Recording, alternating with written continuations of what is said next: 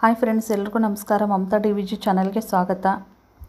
ಇವತ್ತಿನ ರೆಸಿಪಿ ಬಂದುಬಿಟ್ಟು ತುಂಬ ಈಸಿಯಾಗಿ ಒಂದು ಬೇಳೆ ಸಾಂಬಾರು ಮಾಡೋದು.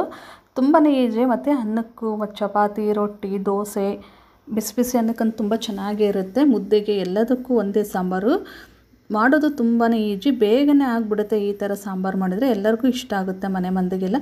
ಹಾಗಾದರೆ ಈ ರೆಸಿಪಿ ಹೇಗೆ ಮಾಡೋದು ಅಂತ ನೋಡೋಣ ಬನ್ನಿ. ಮೊದಲಿಗೆ ನಾವಿಲ್ಲಿ ಒಂದು ಕುಕ್ಕರ್ ತೊಗೊಂಬಿಟ್ಟು 1 ಲೋಟದಷ್ಟು ಬೇಳೆ ಆಗ್ತದೆ. ನಾನು ಈ 1 ಲೋಟ ಬೇಳೆಗೆ ಇಷ್ಟೊಂದು 5-6 ಜನಕ್ಕೆ ಆಗೋಷ್ಟು ಸಾಂಬಾರು ಮಾಡ್ತಾಯಿದ್ದೀನಿ. ಅದನ್ನು ನೀಟಾಗಿ ವಾಶ್ ಮಾಡ್ಕೊಂಡ್ಮೇಲೆ ಒಂದು ದೊಡ್ಡ ಗ್ಲಾಸಲ್ಲೇ 1-2 ಗ್ಲಾಸಷ್ಟು ನೀರು ಹಾಕ್ಕೋಬೇಕಾಗತ್ತೆ. ಬೇಳೆ ವಾಶ್ ಆದಮೇಲೆ ನೆಕ್ಸ್ಟ್ ಇಲ್ಲಿ ನಾನು ಖಾರಕ್ಕನುಗುಣವಾಗಿ ಹಸಿಮೆಣ್ಸಿಕಾಯಿ ತೊಗೊಂಡಿದ್ದೀನಿ. ಒಂದು ಅರ್ಧನ ಈರುಳ್ಳಿನ ಕಟ್ ಮಾಡಿ ಇಟ್ಕೊಂಡಿದ್ದೀನಿ, ಈ ಥರ ದೊಡ್ಡದಾಗಿ. ಮತ್ತು 2 ಟೊಮೊಟೊನ ಕಟ್ ಮಾಡಿ ಇಟ್ಕೊಂಡಿದ್ದೀನಿ. ನಿಮಗೆ ಖಾರಕ್ಕೆ ಎಷ್ಟು ಬೇಕೋ ಅಷ್ಟು ಹಸಿಮೆಣ್ಸಿಕಾಯಿ ಹಾಕ್ಕೊಳ್ಳಿ. ಇದನ್ನು ಅಷ್ಟು ಹಾಕಿಬಿಟ್ಟು ನೆಕ್ಸ್ಟ್ ಇಲ್ಲಿ ಒಂದು ಸ್ವಲ್ಪ ಎಣ್ಣೆ, ಒಂದು ಸ್ವಲ್ಪ ಅರಶಿನ ಪುಡಿ ಹಾಕಿಬಿಟ್ಟು 1-2 ವಿಜಿಲ್ ಬರೋವರೆಗೂ ನಾವು ಕೂಗಿಸ್ಕೋಬೇಕಾಗತ್ತೆ. ಬೇಳೆ ಮೆತ್ತಗೆ ಬಂದರೆ ಸಾಂಬಾರು ಟೇಸ್ಟ್ ಚೆನ್ನಾಗಾಗುತ್ತೆ. ಅದಕ್ಕೋಸ್ಕರ ನಾವು 2 ವಿಜಿಲ್ ನಾವು ಕೂಗಿಸ್ಕೋಬೇಕಾಗತ್ತೆ. 2 ವಿಜಿಲ್ ಕೂಗಿಸ್ಕೊಂಡಾದಮೇಲೆ ಇದು ಕಂಪ್ಲೀಟ್ ತಣ್ಣಗಾಗೋವರೆಗೂ ಬಿಡಬೇಕಾಗತ್ತೆ. ನೆಕ್ಸ್ಟ್ ಇಲ್ಲಿ ಇದು ತಣ್ಣಗಾದ್ಮೇಲೆ ಲಿಡ್ ಓಪನ್ ಮಾಡಿ ನೋಡಿಲಿ ಈ ಥರ ಚೆನ್ನಾಗಿ ಮೆತ್ತಗೆ ಬೇಳೆ ಚೆನ್ನಾಗೆಲ್ಲ ಬೆಂದ್ಬಿಟ್ಟಿದೆ. ಈಗ ಇದನ್ನು ನಾವು ನೀರನ್ನು ಒಂಚೂರು ಸಪ್ರೇಟ್ ಮಾಡ್ಕೋಬೇಕಾಗುತ್ತೆ. ಒಂದು ಸ್ವಲ್ಪ ದಪ್ಪದಾಗಿ ಕಟ್ ಮಾಡಿ ಇಟ್ಕೊಂಡಿರ್ತೀವಲ್ವ, ಹಾಗೆ ಮೆಣಸಿನ್ಕಾಯಿ ಮತ್ತು ಟೊಮೊಟೊ ಅದನ್ನು ಒಂದು ಸ್ವಲ್ಪ ಮ್ಯಾಶ್ ಮಾಡಬೇಕಾಗುತ್ತೆ. ಮ್ಯಾಶ್ ಮಾಡೋದ್ರಿಂದ ಟೇಸ್ಟ್ ಚೆನ್ನಾಗಿರುತ್ತೆ. ನೋಡಿ, ಒಂದು ಚೌಟಿನ ಸಹಾಯದಿಂದ ನಾನು ಮ್ಯಾಶ್ ಮಾಡ್ತಾ ಇರೋದು. ಈಗ ನೆಕ್ಸ್ಟ್ ಇಲ್ಲಿ ನಾನೇನು ಕಟ್ಟೆನೇನು ತೊಗೊಂಡಿದ್ದೀನೋ ಅದೇ ಪಾತ್ರೆಗೆ ನಾನು ಇದನ್ನ ಬೇಳೆ ಅದೆಲ್ಲ ಹಾಕ್ಕೊತಾ ಇದ್ದೀನಿ. ಹಾಕ್ಕೊಂಬಿಟ್ಟು ಸ್ಟವ್ ಮೇಲೆ ಇಟ್ಬಿಟ್ಟು ನಾವು ನೆಕ್ಸ್ಟ್ ಇಲ್ಲಿ ಒಂದು ರುಚಿಗೆ ತಕ್ಕಷ್ಟು ಉಪ್ಪು,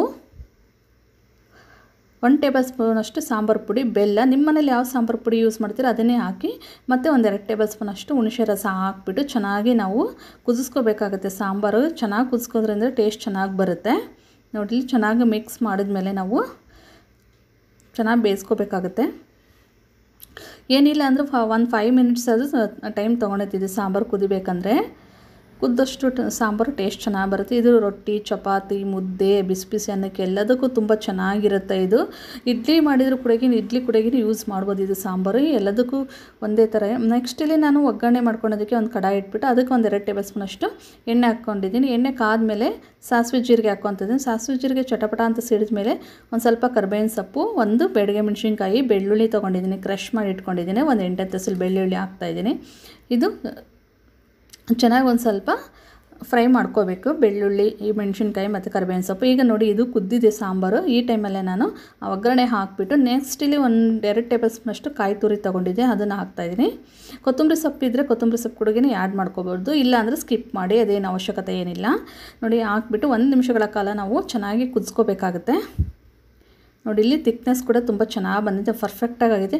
ನಾವು ಬೇಳೆ ಬೇಯಿಸ್ಬೇಕಾದ್ರೆ ನೀರು ಜಾಸ್ತಿನೇ ಹಾಕ್ಕೋಬೇಕು, ಆಮೇಲೆ ನೀರು ಆ್ಯಡ್ ಮಾಡಿದರೆ ಟೇಸ್ಟ್ ಚೆನ್ನಾಗಿರೋದಿಲ್ಲ. ಅದಕ್ಕೋಸ್ಕರ ಬೇಳೆ ಬೇಯಿಸ್ಬೇಕಾದ್ರೆ ಯಾವತ್ತೂ ಸಾಂಬಾರು ಮಾಡಿದರೆ ನೀರು ಜಾಸ್ತಿನೇ ಹಾಕ್ಕೊಂಡೆ ಬೇಳೆ ಬೇಯಿಸ್ಕೋಬೇಕು.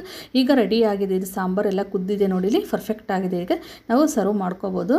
Thank you for watching. ಯಾರೆಲ್ಲ ನನ್ನ ಚಾನಲ್ ನೋಡ್ತಾರೆ ಪ್ಲೀಸ್ ಲೈಕ್ ಮಾಡಿ, ಕಮೆಂಟ್ ಮಾಡಿ. ಈ ರೆಸಿಪಿ ಇಷ್ಟ ಆಗಿದ್ರೆ ಸಬ್ಸ್ಕ್ರೈಬ್ ಮಾಡ್ಕೊಳ್ಳಿ.